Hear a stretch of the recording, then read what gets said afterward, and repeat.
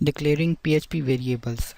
P H P میں variables کو declare کرنے کے لیے ان کو ڈالر سائن کے ساتھ ان کے نام کے ساتھ لکھا جاتا ہے، اور اس طرح پی ایچ پی میں ویریبلس جو ہیں ڈکلیئر ہو جاتے ہیں.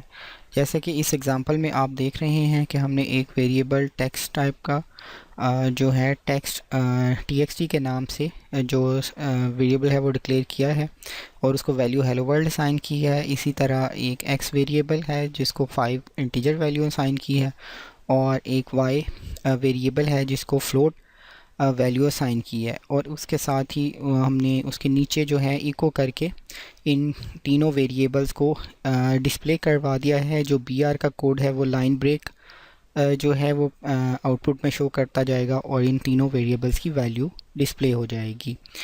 After the execution of the statements ابو، جو ٹی ایکس ٹی ویریبل ہے اس میں ویلیو ہیلو ورلڈ ہوگی جو یہ ایک اسٹرنگ ویلیو ہے.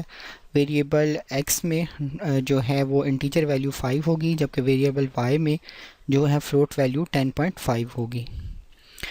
آپ یہاں پر نوٹ کریں کہ دوسری پروگرامنگ لینگویجز کے برعکس پی ایچ پی میں ویریبلس کو ڈکلیئر کرنے کے لیے کوئی کمانڈ نہیں. جیسے ہی یعنی کہ ہم ان کو ویلیو اسائن کرتے ہیں وہ ساتھ ہی ڈکلیئر ہو جاتے ہیں اور ساتھ ان کو ویلیو اسائن ہو جاتی ہے. جبکہ دوسری لینگویج میں ہم بھی ایسا کر سکتے ہیں کہ پہلے ویریبلس کو ڈکلیئر کر دیں، اس کے بعد ان کو ویلیو اسائن کریں، اور جس سے وہ انیشلائز ہو جاتے ہیں اس ویلیو سے.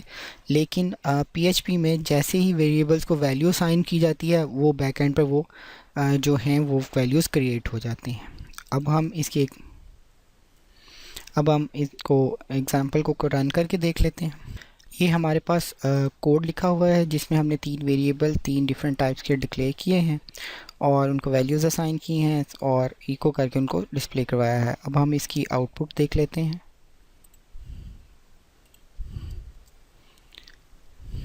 یہ ہمارے پاس اس کی آؤٹ پٹ ہے. آپ دیکھ رہے ہیں کہ تینوں ویریبلس کی جو ہے وہ ویلیوز ڈسپلے ہو گئی.